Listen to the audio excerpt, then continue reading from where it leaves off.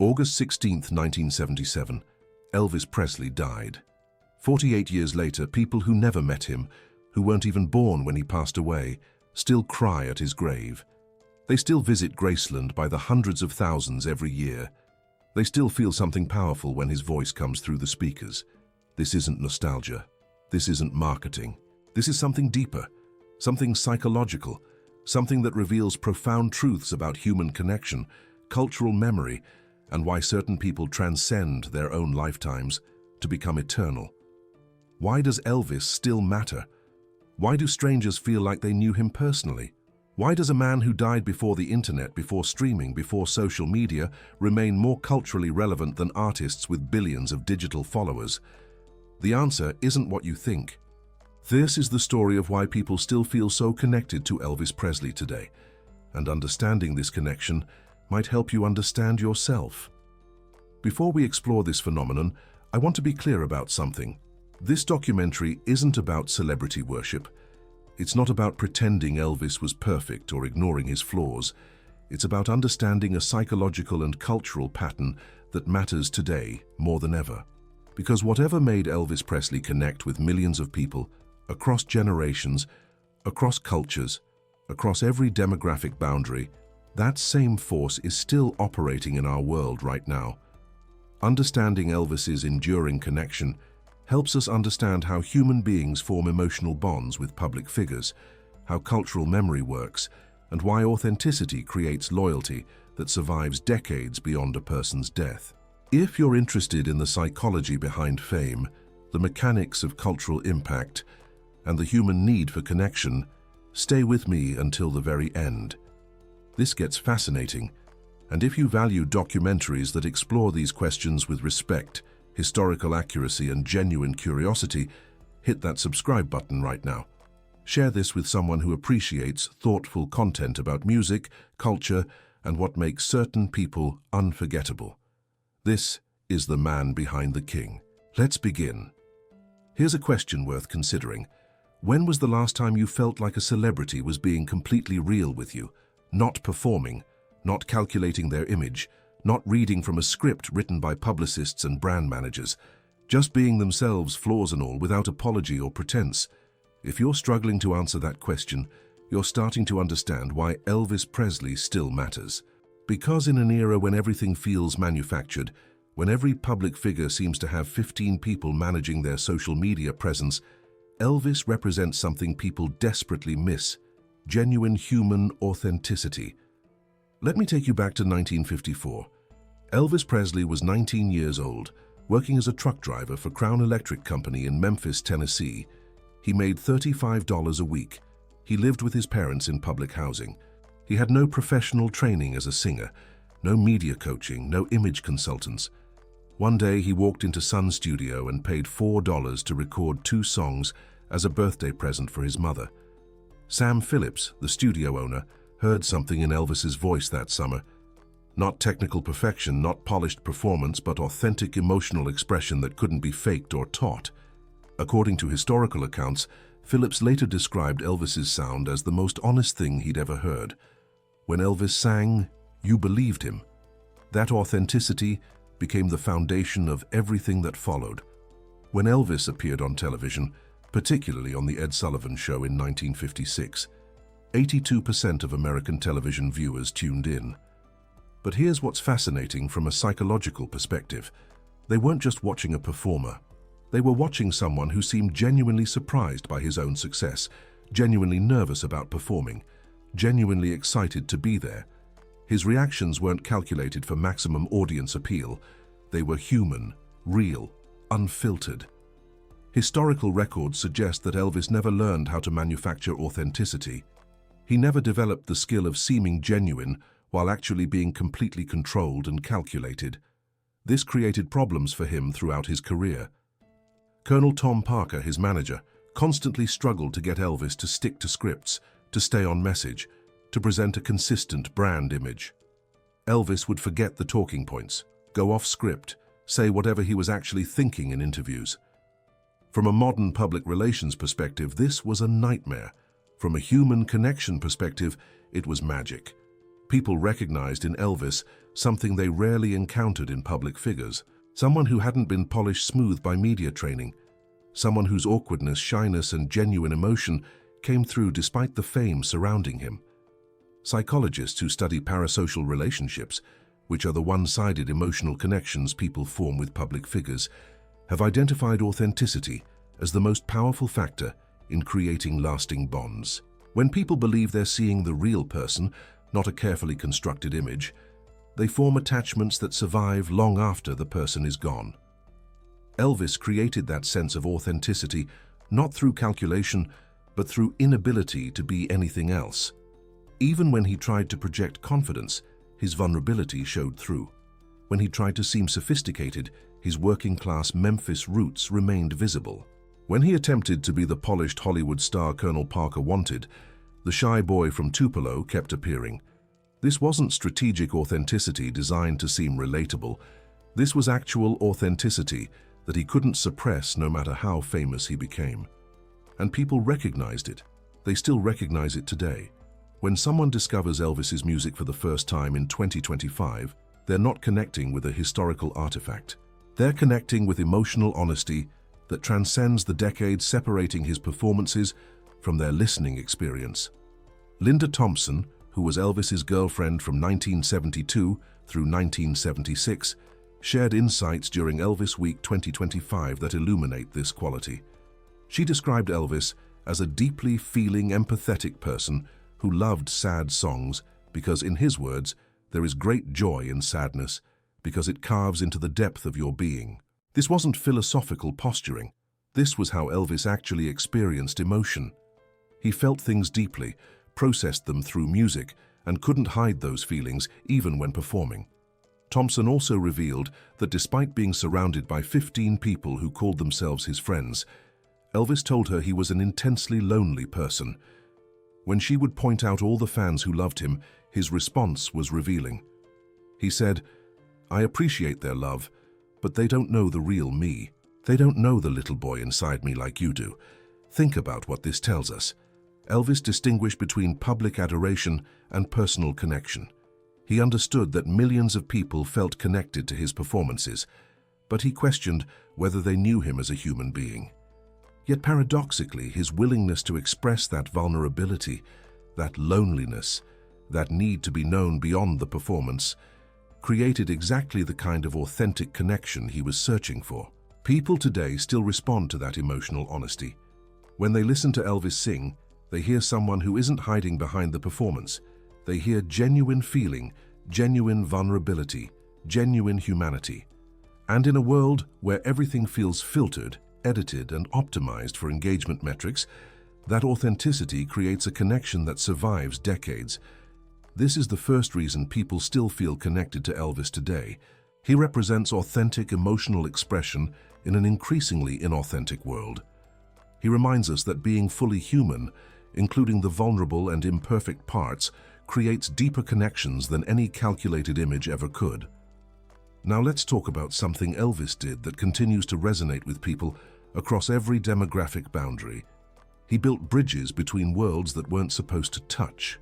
And he did it at a moment in history when those bridges were desperately needed but socially forbidden. 1954. America was legally segregated, especially in the Deep South where Elvis grew up. Black music and white music existed in separate worlds. Black artists performed for black audiences.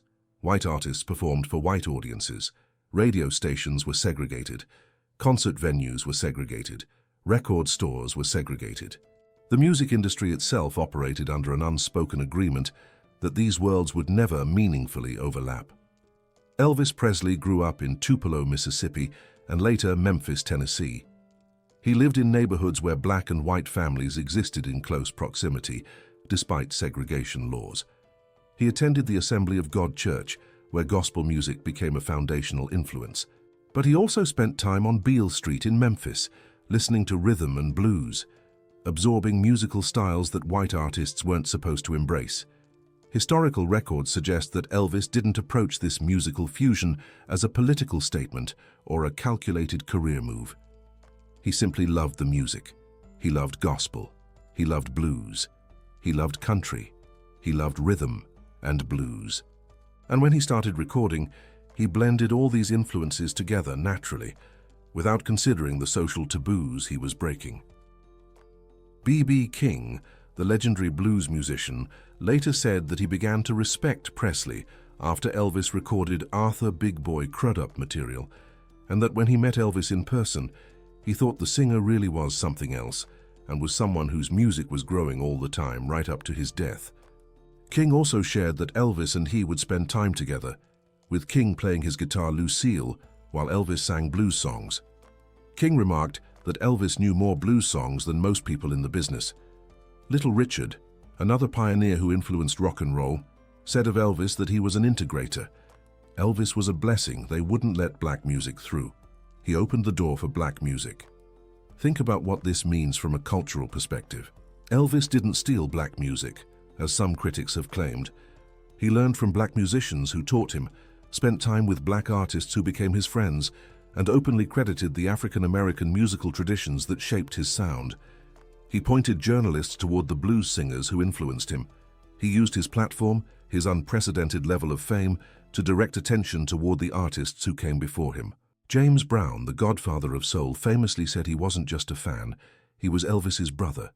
Brown, born in poverty in South Carolina on the other side of the segregated South's racial divide from Presley, who was born poor in Mississippi, was reportedly the only entertainer allowed private time with Elvis's body after his death.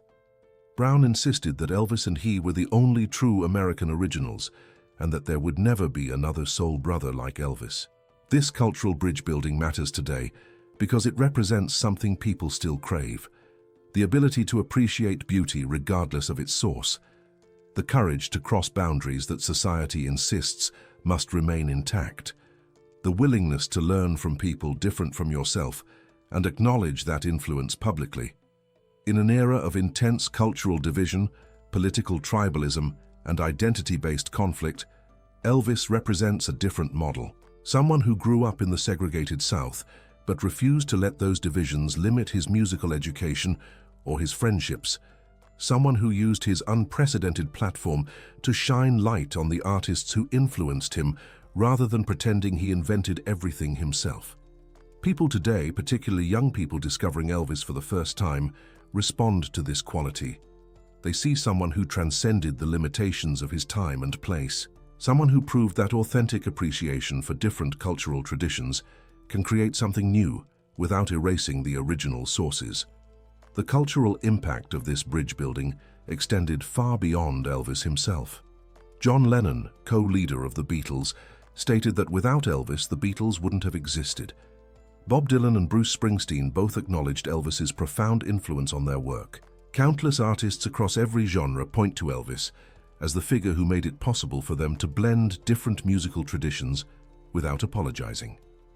University of Auckland historian Ian Brailsford commented that the phenomenal success of Elvis Presley in 1956 convinced many doubters of the financial opportunities existing in the youth market. But more than market opportunities, Elvis demonstrated cultural possibilities. He showed that music could cross boundaries that politics couldn't, that art could unite people, that society insisted must remain divided. This legacy continues to resonate because the need for cultural bridge builders hasn't disappeared.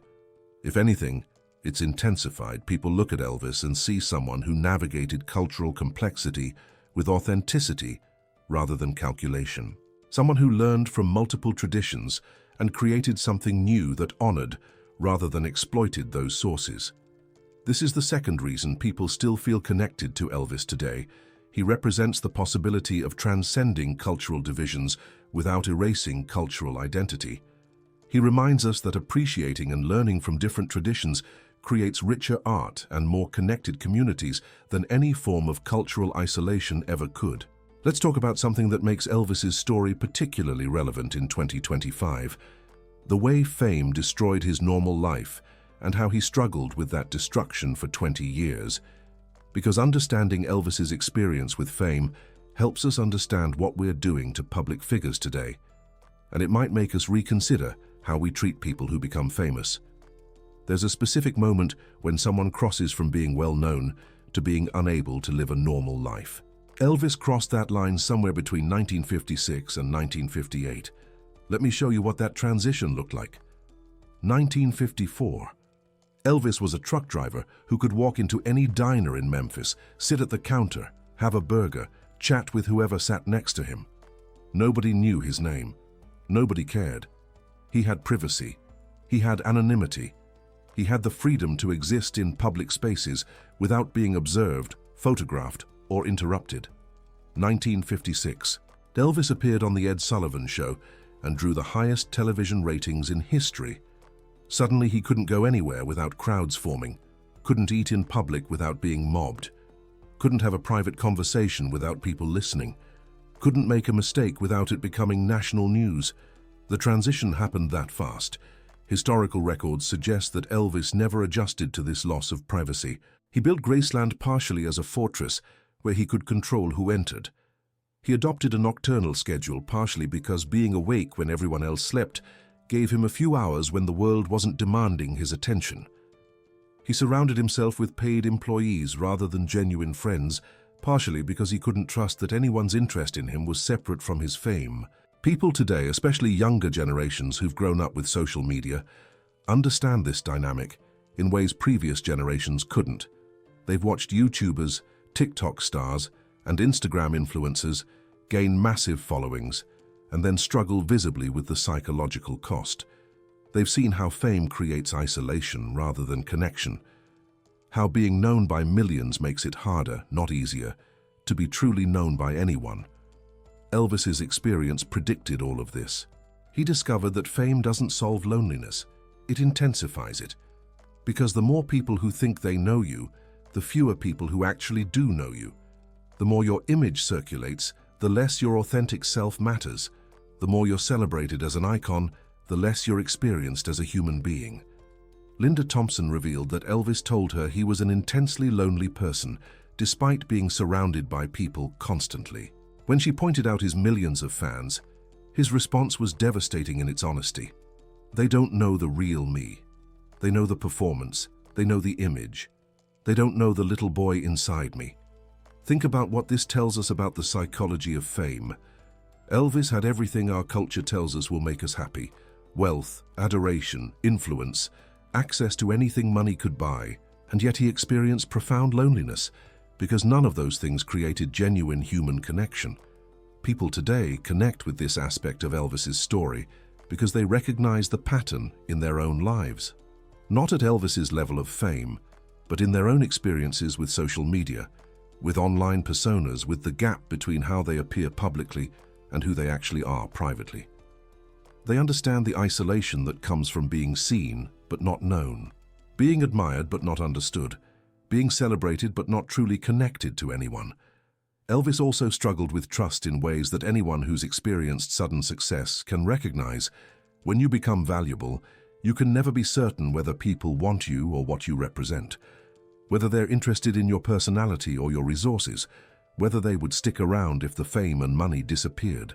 Historical records suggest Elvis tested people constantly, sometimes in destructive ways, trying to determine who genuinely cared about him versus who was there for the benefits. This created a cycle where his inability to trust prevented the genuine connections he desperately wanted, which reinforced his loneliness, which made him even less able to trust. People who've experienced smaller versions of this dynamic, maybe a promotion that suddenly made them valuable to colleagues who previously ignored them, or a financial windfall that made them suddenly popular with family members who weren't around before, recognize this pattern. They understand why Elvis surrounded himself with people on his payroll. At least with paid employees, the transaction was honest. They were there for money, and everyone acknowledged it. That honesty was preferable to friendships where the transactional nature remained hidden. The psychological cost of fame also manifested in Elvis's health struggles. When normal stress relief isn't available, when you can't go for a walk without being mobbed, when you can't have ordinary conversations or ordinary experiences, people develop unhealthy coping mechanisms. Elvis turned to prescription medications, others turned to alcohol, drugs, food, or other destructive patterns. The specific substance matters less than the underlying dynamic. Fame creates stress that normal stress relief can't address. Modern research on celebrity psychology confirms what Elvis experienced. Fame activates the same neural pathways as trauma. It disrupts normal social development. It creates a form of isolation that's particularly damaging because it exists alongside constant attention. You can be surrounded by people and still be completely alone. You can be adored by millions and still feel worthless. You can have everything and still have nothing. People today, watching celebrities struggle publicly with mental health, addiction, and isolation, connect these patterns to Elvis's experience. They see him not as a cautionary tale about excess, but as an early victim of a system that's only gotten more destructive. They recognize that the problem isn't individual weakness. It's the inherent psychological cost of fame in a culture that doesn't value privacy, that doesn't respect boundaries, that treats public figures as entertainment rather than human beings. This understanding creates a different kind of connection to Elvis, not as an icon to worship, as a human being who suffered in ways we can now recognize and name, someone whose struggles illuminate truths about fame, isolation, and human need that remain relevant decades after his death. This is the third reason people still feel connected to Elvis today. He embodied the psychological cost of fame in ways that help us understand what we're doing to public figures now. His vulnerability, his loneliness, his struggle to maintain authentic human connection despite unprecedented celebrity, these experiences resonate with anyone who's felt the gap between their public image and their private reality. Elvis reminds us that fame doesn't solve human problems. It often makes them worse. We're halfway through this exploration of why people still feel connected to Elvis decades after his death, and I want to pause here to ask you something directly. What have you noticed so far? Not just about Elvis, but about yourself. Because if this documentary is working the way I intended, you're recognizing patterns in Elvis's story that connect to your own experience. Maybe you've felt the pressure to maintain an image that doesn't match who you really are. Maybe you've experienced the loneliness that comes from being seen but not known. Maybe you've struggled to trust people's motives when your status changed. These aren't exclusively celebrity problems. They're human problems that fame amplifies. In the next 2 chapters, we're going to explore 2 more reasons why Elvis's connection to people survives and grows stronger with time. We'll look at how his generosity created a legacy of human kindness that transcends his music. And we'll examine why his imperfections make him more relatable, not less, to people discovering him today. If you're finding value in this documentary, if you appreciate content that explores culture and psychology with respect and curiosity, do me a favor right now. Subscribe to The Man Behind the King. Share this video with someone who needs to hear it. Someone struggling with their public image versus their private reality. Someone feeling lonely despite being surrounded by people. Someone trying to understand why certain artists matter across generations while others are forgotten. Your support helps us continue creating this kind of thoughtful, well-researched content. And honestly, knowing that these documentaries matter to people, that they spark reflection and conversation, that makes the work worthwhile. Okay, let's continue. This is The Man Behind the King, and we're exploring why people still feel so connected to Elvis Presley today. Here's something that might surprise you if you only know Elvis through his music and movies. He gave away money constantly. Cars, houses, hospital bills, college tuition, random strangers in need. And he insisted on doing it anonymously whenever possible. This aspect of Elvis's character, his almost compulsive generosity, created a pattern of human connection that still resonates today. Let me give you some examples, all documented in historical records. Elvis would buy Cadillacs for people he barely knew, not as publicity stunts, as genuine responses to need. If someone mentioned they needed a car, Elvis would buy them one. If someone admired his car, he'd sometimes give it to them and buy himself another. He donated to charities anonymously, funded medical treatments for strangers, paid off mortgages for people who were struggling. He saw need and responded immediately without calculating the benefit to his image. Historical records suggest Elvis's generosity stemmed from his childhood poverty. He never forgot what it felt like to have nothing, to wear hand-me-down clothes, to worry about whether the electricity would be paid. When he became wealthy beyond imagination, He couldn't keep the money while knowing others struggled with problems money could solve. People who worked at Graceland, who knew Elvis personally, consistently described this quality as one of his most fundamental characteristics. He would give you the shirt off his back wasn't just an expression, it was literal. If you needed something and Elvis had it, he'd give it to you without hesitation.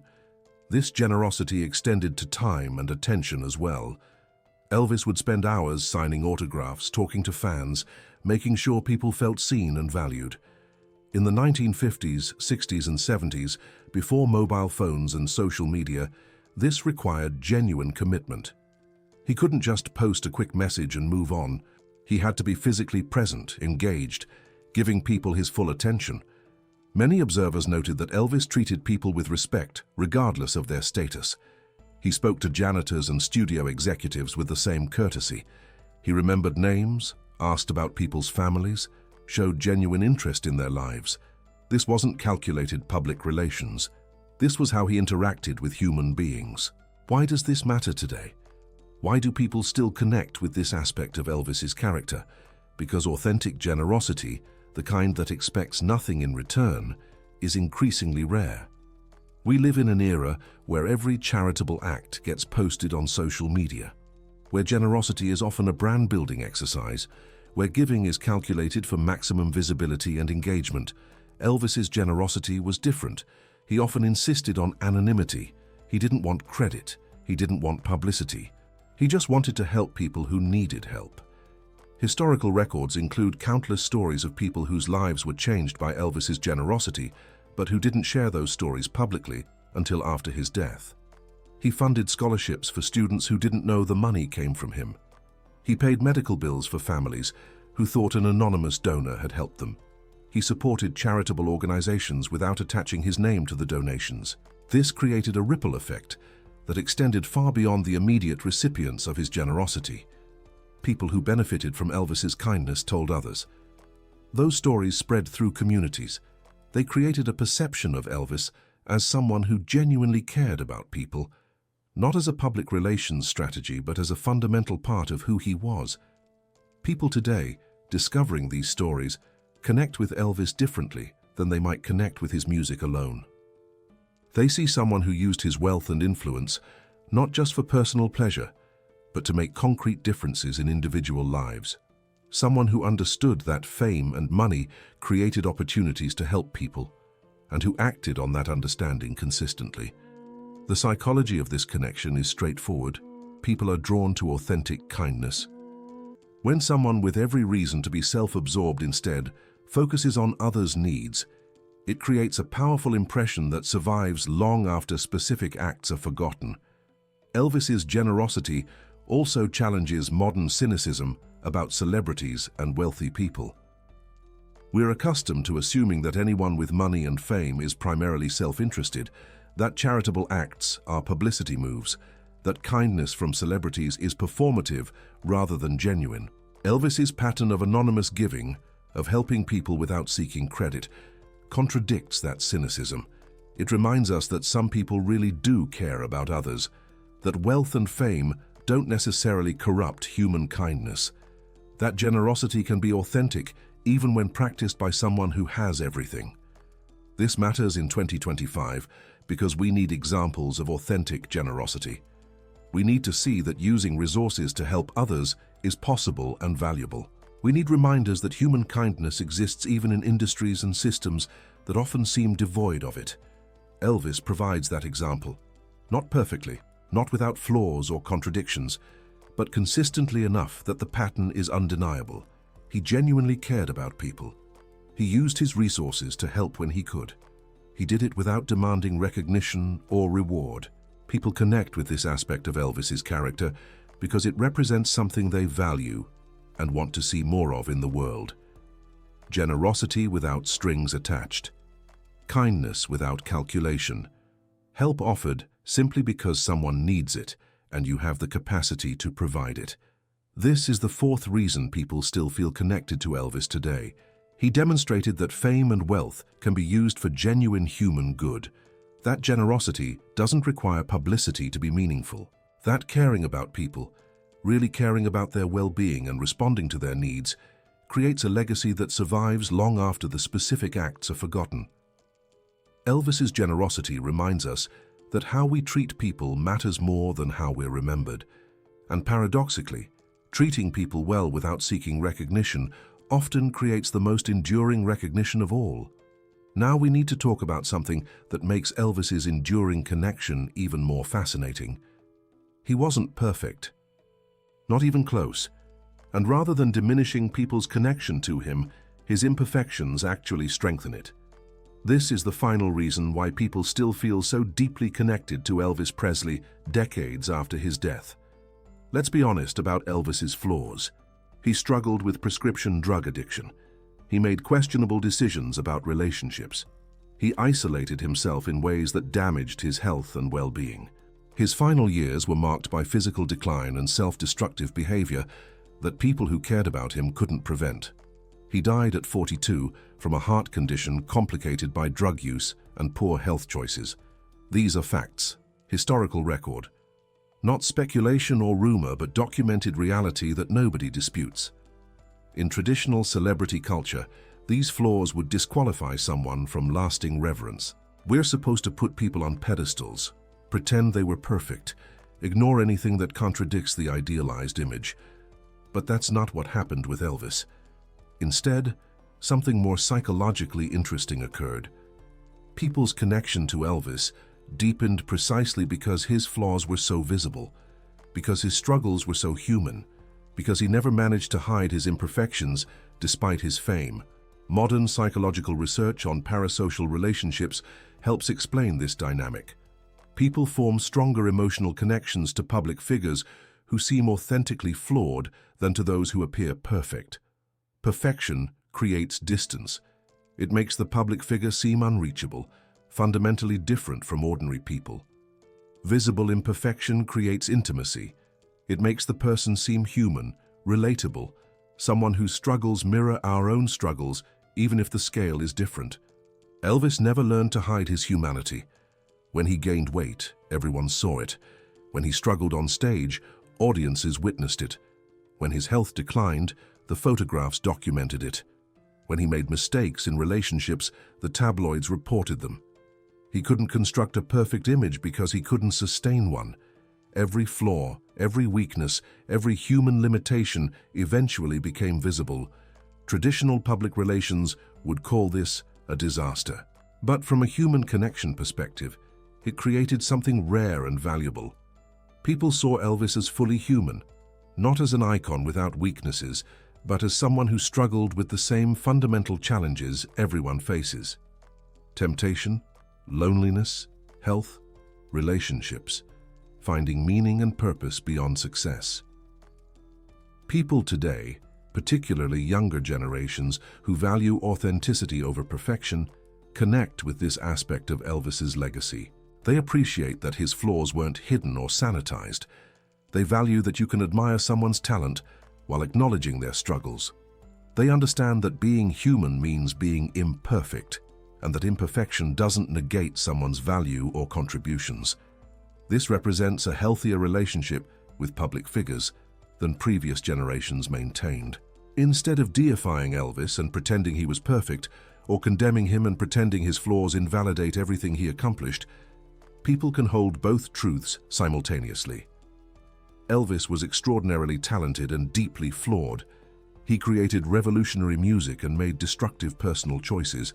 He showed genuine kindness to countless people and isolated himself in ways that damaged his closest relationships. Both things are true. Both things matter. Both things teach us something valuable. The capacity to hold this complexity, to appreciate someone's contributions while acknowledging their failures, represents psychological maturity that creates more sustainable connections. You don't have to pretend someone was perfect to value their legacy. You don't have to ignore their flaws to appreciate their talents. You can see them as fully human, which means fundamentally imperfect, and still find meaning in their work and life. Elvis's visible imperfections also create permission for people to accept their own flaws. If someone as talented and successful as Elvis struggled with addiction, isolation, and self-destructive behavior, maybe struggling with similar issues doesn't mean you're worthless. Maybe being imperfect is part of being human rather than evidence of fundamental failure. Many people who've struggled with addiction or mental health challenges have spoken about how Elvis's story helped them. Not because it glorified self-destruction, but because it acknowledged that even extraordinary people face these battles.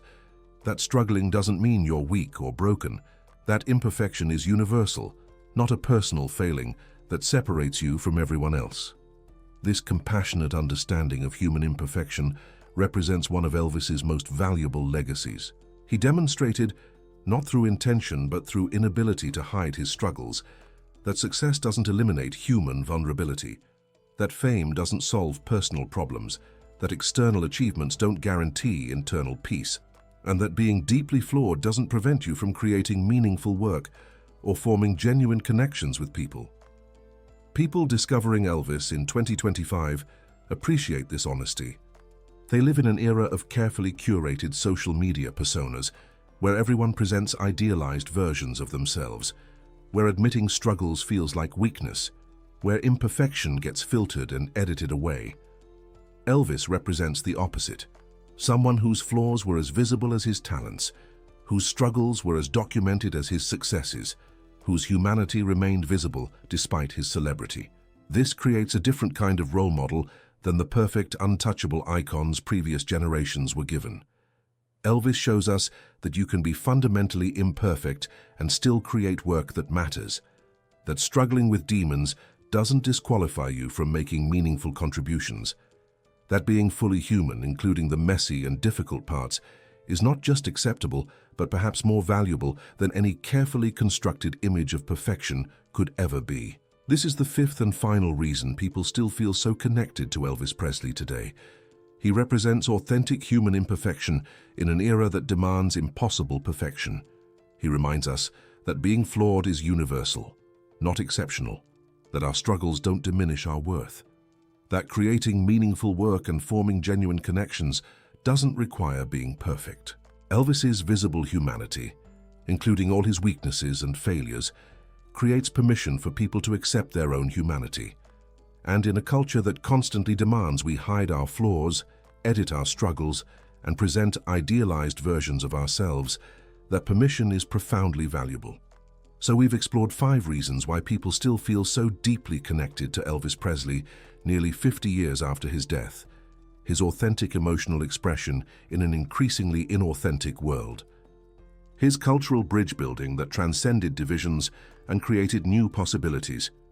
His visible struggle with fame's psychological cost that illuminates what we're doing to public figures today.